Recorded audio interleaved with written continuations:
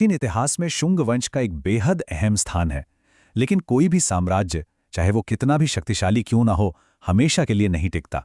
आज के इस विश्लेषण में हम एक विशाल भारतीय साम्राज्य के पतन की इस दिलचस्प कहानी को समझेंगे और देखेंगे कि कैसे सत्ता का ढांचा बाहर से नहीं बल्कि ठीक अंदर से ही दरकने लगता है।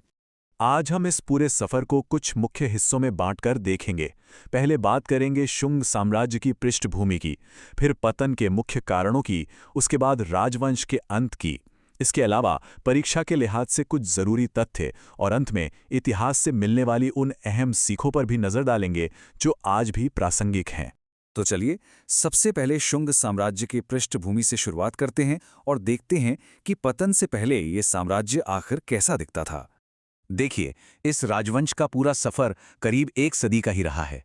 185 ईसा पूर्व में पुष्यमित्र शुंग ने एक बेहद मजबूत नींव के साथ इसकी स्थापना की थी। लेकिन एक लंबे पतन काल से गुजरते हुए 73 ईसा पूर्व आते आते इसका अचानक अंत हो गया।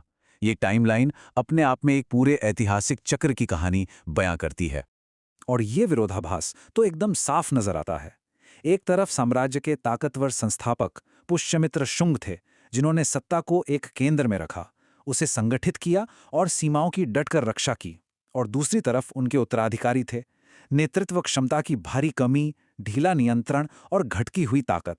यहीं से समझ लीजिए कि पतन के बीज बो दिए गए थे। अब आगे बढ़ते हैं दूसरे और सबसे अहम हिस्से की तरफ। इस पतन के मुख्य कारण क्या थे?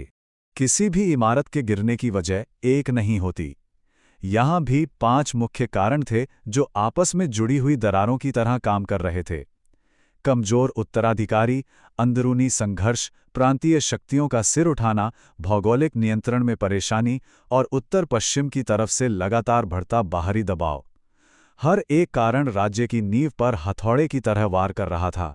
इनमें से अगर आंतरिक संघर्ष की बात करें तो ये सबसे ज्यादा घातक था।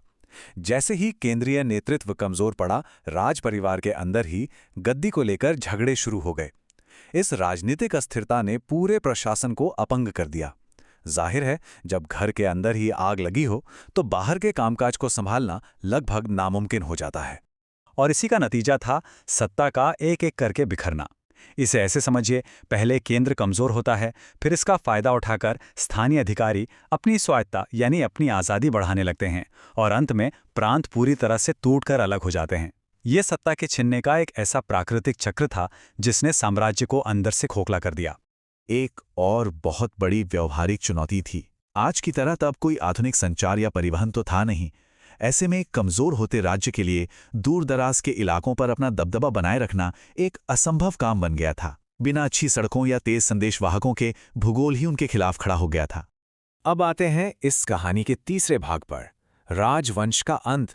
दरकती हुई नींव और बढ़ते बाहरी दबाव के बीच इस विश्लेषण का सबसे बड़ा सवाल यही उठता है कि आखिर वो अंतिम प्रहार क्या था जिसने इस पूरे साम्राज्य को जमींदोज कर दिया। इतिहास के पन्ने हमें अंतिम शासक देवभूति तक ले जाते हैं। देवभूति की शासन चलाने में कोई खास दिलचस्पी ही नहीं थी। इस घोर लापरवाही ने सत्ता के केंद्र में एक बहुत बड़ा खालीपन पैदा कर दिया। और राजनीति का एक सीधा सा नियम है, सत्ता कभी खाली नहीं रहती।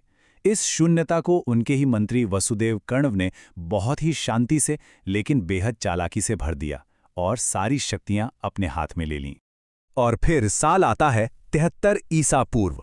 सत्ता का ये अंदरूनी खेल अंततः एक हिंसक मोड़ पर आ गया। वसुदेव कण्व ने देवभूति की हत्या कर दी। इसी एक घटना के साथ शुंग वंश का हमेशा के लिए खात्मा हो गया और एक नए राजवंश कण्व वंश की नींव रखी गई। चलिए अब चौथे हिस्से पर नजर डालते हैं, प्रतियोगी परीक्षाओं के लिए कुछ बेहद जरूरी तथ्य। अगर हम जानकारी को समेटकर देखें तो ये डेटा पॉइंट सबसे अहम है।